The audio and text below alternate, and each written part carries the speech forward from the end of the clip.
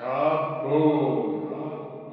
And we're back, ladies and gentlemen. Welcome to another episode. I'm your host, Supercliff, and today we're going to be talking about Marvel's Future Foundation, issue number 2, written by Jeremy Whitley, with the art done by Will Robson. And without further ado, let's get funky. And so the issue starts with an explanation, but more of a comparison to our main universe's 616 Reed Richards and the Ultimate Universe's 1610 Reed Richards. Essentially, it's, hey, look how awesome life is for 616 Reed compared to how absolutely terrible 1610 Reed's is. This communique recap also informs the current status quo for the Fantastic Four and Friends. Returning back to the issue's present, we pick up where issue 1 immediately left off. Alex Powers, Dragon Man, Bentley 23, and Yondu came face to face with the Maker. And would you look at that? Maker's got himself his own his own Sinister form? Question mark? Now, in case you beautiful people weren't aware, this is the first time that the Future Foundation has ever come across the evil Reed Richards. But unfortunately, the group doesn't realize that an evil Reed Richards actually exists, thereby blinded by their love and respect for Mr. Fantastic. These young geniuses and Yondu team up with whom they believe is to be their inspiring idol. Elsewhere in the prison, Julie Powers and Ricky are in the process of changing into their costumes. Julie is able to change into her Lightspeed costume first and begins beating up the prison guard, while Ricky finishes on getting dressed. And as Lightspeed continues to knock out wave after wave of guards, they eventually hit her with a damning energy blast, knocking her out of the fight. Luckily, Julie is saved by Ricky, who is actually revealed to be Rebecca Barnes,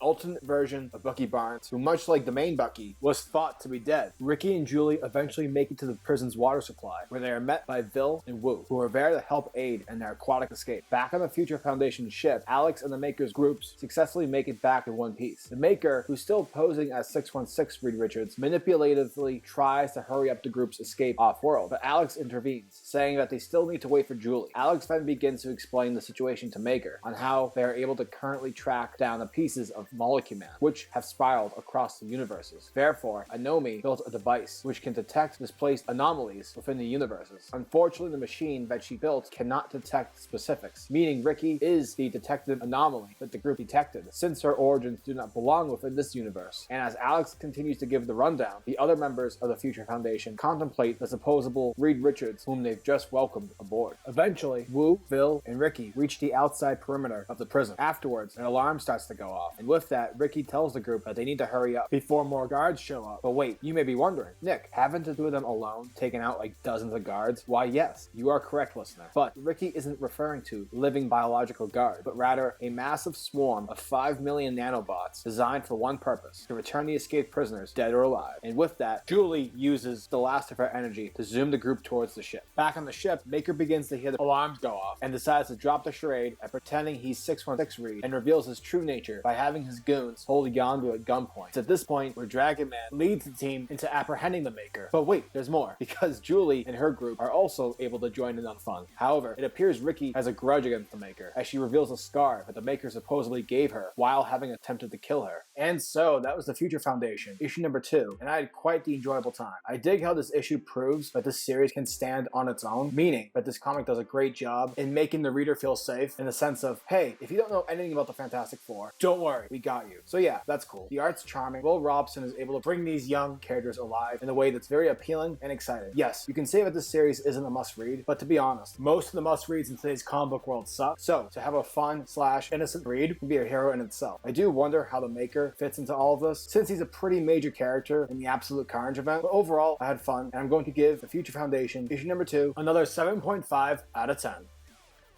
And that wraps up today's video. If you guys like my content, please hit that subscribe button, as well as to hit the bell symbol, so that the world of comics is never missed out. Peace, guys.